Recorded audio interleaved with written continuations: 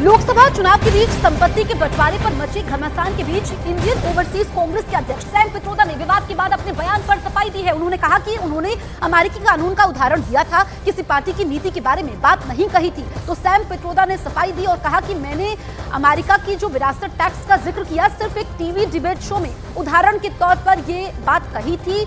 ये मेरा निजी बयान है, इसका कांग्रेस पार्टी से कोई लेना देना नहीं है। अमेरिका का सिर्फ उदाहरण दिया था, ये अब सैम पित्रोदा कह रहे हैं, क्योंकि जो सैम पित्रोदा ने कहा कि जिस तरीके से अमेरिका में विरासत टैक्स देना होता है उसका उदाहरण उन्होंने दिया, तो इस पर बीजेपी अब कांग्रेस पर हमलावर है। सैम पित्रोदा को सफाई देनी पड़ी है, कांग्रेस पार्टी को सफाई देनी पड़ी है और ये कहा गया है कि सैम पित्रोदा का हर बयान पार्टी के साथ नहीं होता है, ये पार्टी से इतर है और ये उनका निजी बयान है। तो लोकसभा चुनाव के बीच संपत्ति के बंटवारे पर सियासी घमासान मचा हुआ है। इंडियन ओवरसीज कांग्रेस के अध्यक्ष सैम पित्रोदा ने जब विवाद बढ़ा तो उन्होंने सफाई दी। उन्होंने कहा कि अमेरिकी कानून का उदाहरण दिया था। आपको बताएं कि सैम पित्रोदा ने कहा था कि अमेरिका में विरासत टैक्स देना होता है, यानी कि जब किसी की मौत होती है तो 55% संपत्ति सरकार ले लेती है। सैम पित्रोदा ने सोशल मीडिया एक्स पर लिखा कि मैंने टीवी पर अपनी सामान्य बातचीत में केवल एक उदाहरण के तौर पर अमेरिकी विरासत का उल्लेख किया था। क्या मैं तथ्यों का उल्लेख नहीं कर सकता? मैंने कहा कि ये ऐसे मुद्दे हैं जिन पर लोगों को चर्चा और बहस करनी होगी। इसका कांग्रेस समेत किसी भी पार्टी की नीति से कोई लेना देना नहीं है। वहीं जयराम रमेश ने सोशल मीडिया एक्स पर यह लिखा कि सैम पित्रोदा मेरे समेत दुनिया भर में कई लोगों के गुरु, मित्र, दार्शनिक और मार्गदर्शक रहे हैं। उन्होंने भारत के विकास में असंख्य स्थायी योगदान दिया है। वो इंडियन ओवरसीज कांग्रेस के अध्यक्ष हैं। पित्रोदा उन मुद्दों पर खुलकर अपनी राय व्यक्त करते हैं जिनके बारे में वो दृढ़ता से महसूस करते हैं। इसका मतलब ये नहीं है कि पित्रोदा के विचार हमेशा भारतीय राष्ट्रीय कांग्रेस की स्थिति को दर्शाते हैं। कई बार वो ऐसा नहीं करते हैं। ये जयराम रमेश ने ट्वीट किया है।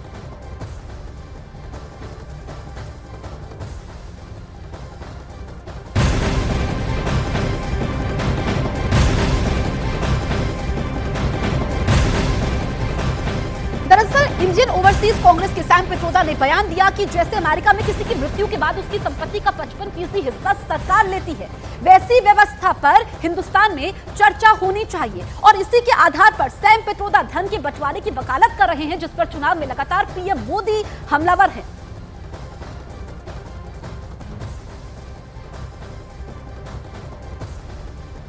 So if, let's say, one has $100 million worth of wealth, and when he dies, he can only transfer probably 45% to his children. 55% is grabbed by government. Now that's an interesting law. It says, you in your generation made wealth, you are leaving now, you must leave your wealth for public. Not all of it, half of it. Which to me sounds fair. In India, you don't have that. If somebody is worth 10 billion and he dies, his children get 10 billion. Public get nothing. And law says, you get half of it, public gets half of it. So these are the kind of issues people will have to debate, discuss. I don't know what the conclusion would be at the end of the day. But when we talk about redistributing wealth, we are talking about new policies, new programs that are in the interest of the people and not in the interest of super rich only.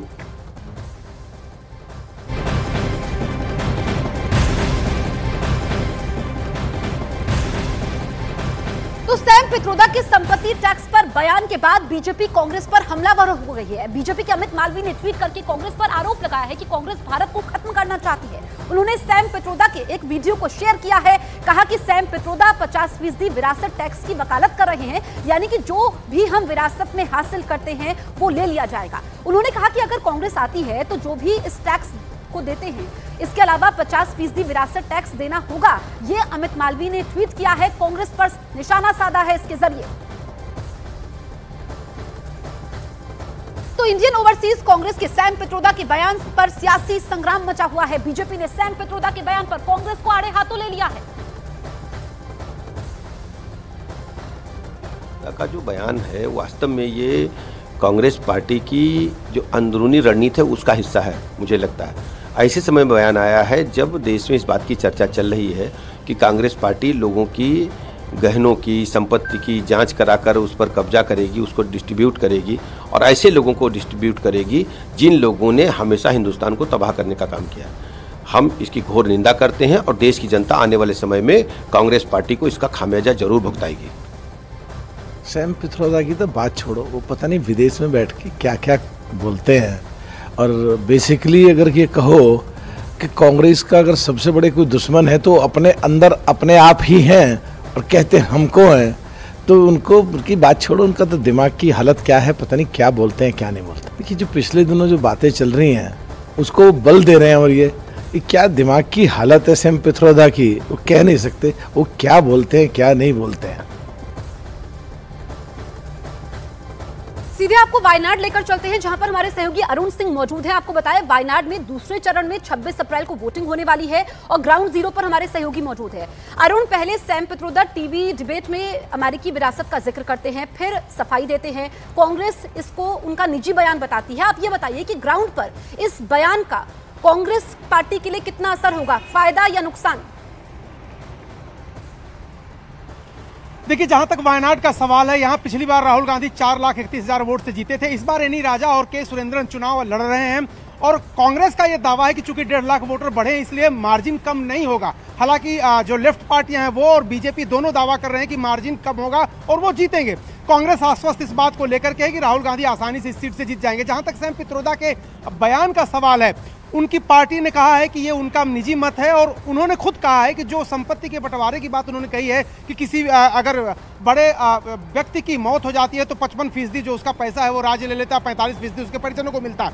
वो America का कानून है और America की बात वो कर रहे थे, वो हिंदुस्तान की बात नहीं कर रहे थे। तो सफाई सैम पित्रोदा ने भी दी और कांग्रेस पार्टी ने भी कहा कि उनका बयान निजी होता है, सालों साल वो हिंदुस्तान नहीं आते हैं, तो उनके बयान पर बहुत ज्यादा बात करने की जरूरत नहीं है। लेकिन सवाल ये है कि चुनाव के समय हर बार आप देखेंगे सैम पित्रोदा का बयान आ ही जाता है और वो कांग्रेस को मुश्किल में डाल ही देते हैं। तो कांग्रेस पार्टी बाद में जब सांप निकल जाता है तो लाठी पीटती रहती है। सैम पित्रोदा, राशिद अल्वी जैसे नेता हैं जिनका बयान वो निजी बताती है, समय रहते उन पर क्यों ध्यान नहीं देती और समय रहते उनको क्यों नहीं रोक पाती, ये भी एक सवाल है। ठीक है अरुण।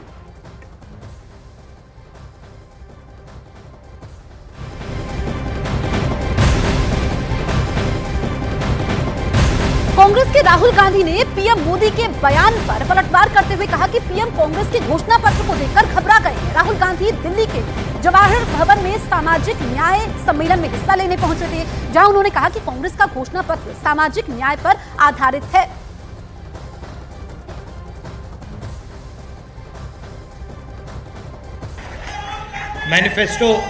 मैनिफेस्टो आपको अच्छा लगा?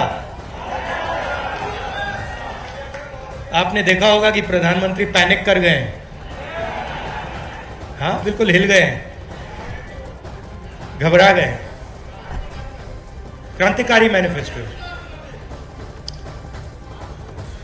आपने ही कहा कि मैनिफेस्टो क्रांतिकारी डॉक्यूमेंट है, उसमें एक्सरे है और उसमें जो इनकम इनइक्वालिटी नरेंद्र मोदी जी ने की है, जो 22 लोगों को उन्होंने 16 लाख करोड़ रुपए ट्रांसफर किया, थोड़ा सा पैसा, ज्यादा नहीं, थोड़ा सा पैसा कांग्रेस पार्टी का मैनिफेस्टो वापस 90% को देने जा रही है, थोड़ा सा।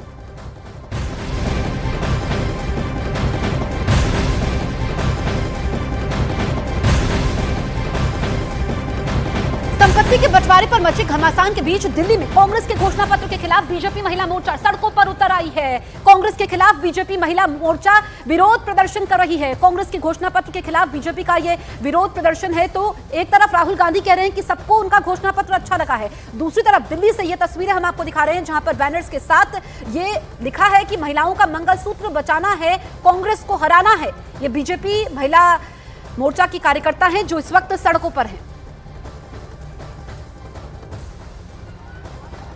हमारे बीच में तो सीधे अब हम आपको दिल्ली लेकर चलते हैं। हमारी सहयोगी प्रियंका मौजूद है जहां पर बीजेपी महिला मोर्चा की कार्यकर्ता कांग्रेस के मैनिफेस्टो के खिलाफ विरोध प्रदर्शन कर रही हैं। मेरा देखिए महिला मोर्चा का प्रदर्शन है और आज महिला मोर्चा को अपने सीधी तस्वीरें देखिए, मैं आपको दिखा रही हूँ जैसलमेर हाउस के बाहर ये महिलाएं हैं जो फिलहाल इकट्ठा हो रही हैं और ये जो पूरा प्रोटेस्ट मार्च है यहाँ से लेकर ये लोग सीधा कांग्रेस दफ्तर का घेराव करने के लिए आगे बढ़ेंगी। फिलहाल जो मैं तस्वीर आपको दिखा रही हूँ यहाँ पर लगातार महिलाएं जो है वो इकट्ठा हो रही है। मैं महिला मोर्चा की जो अध्यक्ष है उनसे भी पूछ लेती हूँ। रिचा जी, किस लिए ये प्रोटेस्ट आज कर रही है? महिलाओं को अगर अपना मंगलसूत्र बचाना है तो कांग्रेस को हराना पड़ेगा, क्योंकि कांग्रेस ये सोच रही है कि भारतीय नारी जो ना मुगलों से हारी, जो ना आक्रांताओं से हारी, उसके मंगलसूत्र के बारे में ये अपने घोषणा पत्र में लिख देंगे। बहुत महंगा पड़ेगा कांग्रेस को। ऐसा क्या लिखा है घोषणा पत्र? घोषणा पत्र में यही लिखा है कि जो पाई पाई हम संपत्ति इकट्ठा करते हैं उसका सर्वे करेंगे। जो 2-4 बच्चे, जिनके 2 से 3 बच्चे होते हैं, उनकी संपत्ति 12 बच्चों वालों को बांट देंगे। यही लिखा है घोषणा पत्र में। ये हो नहीं सकता। ये देश में जहाँ देश की नारी तब किसी से नहीं डरी, तो क्या ये राहुल गांधी और उसके घोषणा पत्र से डरते हैं? यहाँ पर देखिए तमाम महिलाएं जो हैं वो, इनमें कुछ महिलाएं पार्षद भी हैं बीजेपी की, कुछ जो कार्यकर्ता हैं, जिलाध्यक्ष हैं, तो तमाम महिलाएं यहाँ पर पहुंची और अभी इकट्ठा होने का कार्यक्रम चल रहा है। जब ये महिलाएं और संख्या में एकत्रित होंगी तो दिल्ली बीजेपी अध्यक्ष वीरेंद्र सचदेवा भी यहाँ पर सम्मिलित होंगे और यहाँ से ये तमाम महिलाएं कांग्रेस दफ्तर का घेराव करने के लिए आगे बढ़ेंगी। आप देखिए सबके हाथों में प्लाकार्ड्स है जिसमें लिखा है महिलाओं को अपना गहना बचाना है, कांग्रेस को हराना है। इसी तरीके के प्लाकार्ड्स तमाम महिलाओं के हाथों में यहाँ पर है और साफ तौर पर इनका कहना है कि मैनिफेस्टो में जैसे वेल्थ डिस्ट्रीब्यूशन की बात को कहा गया है तो जो कल प्रधानमंत्री नरेंद्र मोदी ने कहा उसी का समर्थन करते हुए कांग्रेस का विरोध करती हुई ये महिलाएं यहाँ पर नजर आ रही है। ठीक है प्रियंका, आप नजर में रखिए, आगे भी आपसे अपडेट लेंगे। फिलहाल शुक्रिया आपका।